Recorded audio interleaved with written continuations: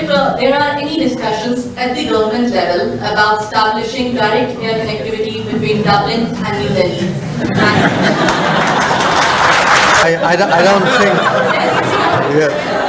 So where that has a direct flight of 9.5 hours, a direct route with... No, I think they all got the pipes. Fortunately, a few years ago, we privatized Air India. So I can honestly tell you that your question should be redirected elsewhere. Certainly, I will speak to them of the attractions and virtues of coming here, and let me see what I can do. Would like to ask you if there are any discussions at the government level about establishing direct air connectivity between Dublin and New Delhi.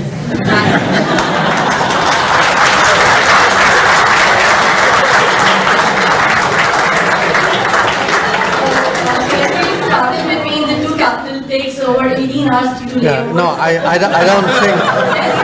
Yeah. So where that has a direct flight of 9.5 hours, a direct route with... No, I think they all got the pipes. We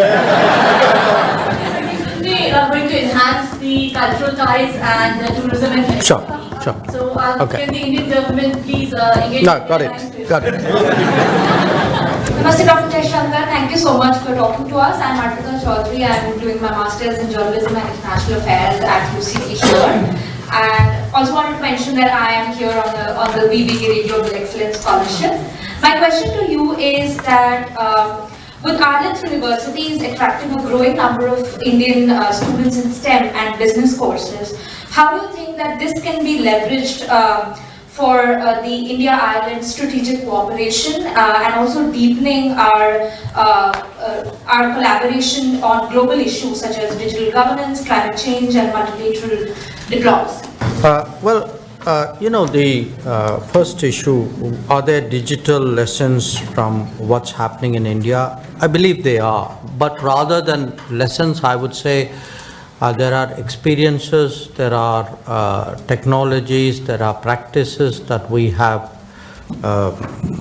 developed over the last decade especially. And in India today, that has become very critical. It has become very critical because it has, for example, because you're asking me about emerging markets, emerging developing countries. On governance, for example, it can be a real game changer. It can be sometimes something very routine. All of you, for example, would have got passports in some form in the last few years, and reflect on how much harder it was to get passports, how much longer it took, or if you lose a passport, which I wouldn't like you to do, how quickly it is possible to replace it.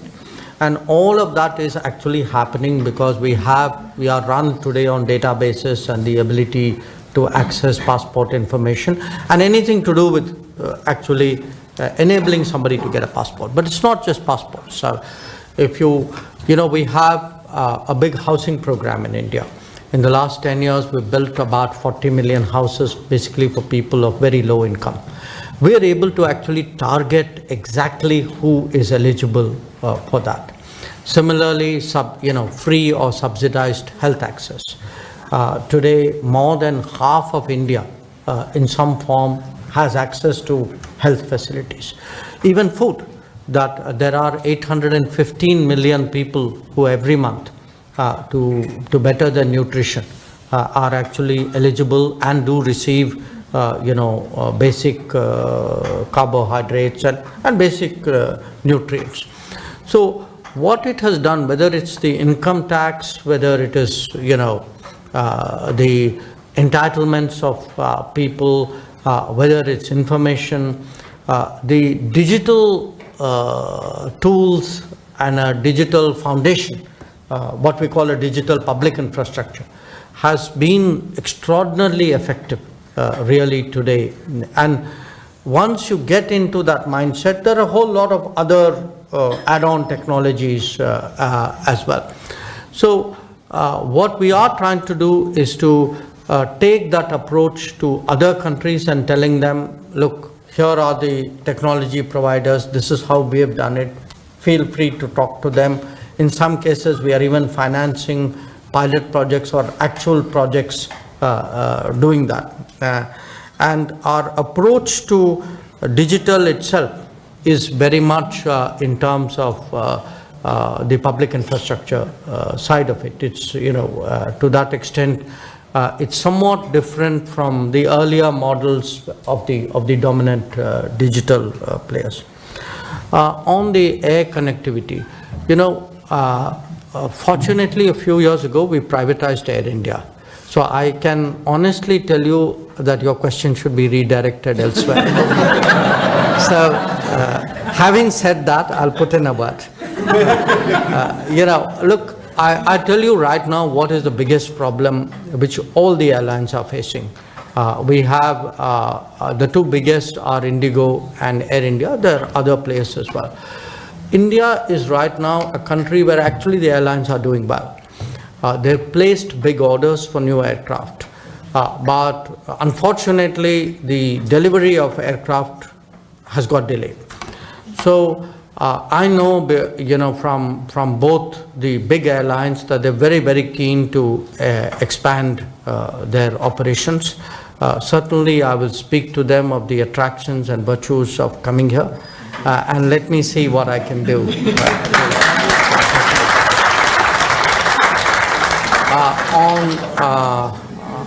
For the V.V. Giri scholarship, and I'm glad you brought that up, because when I said I know among the alumni is a very distinguished president of India, that's exactly who I meant.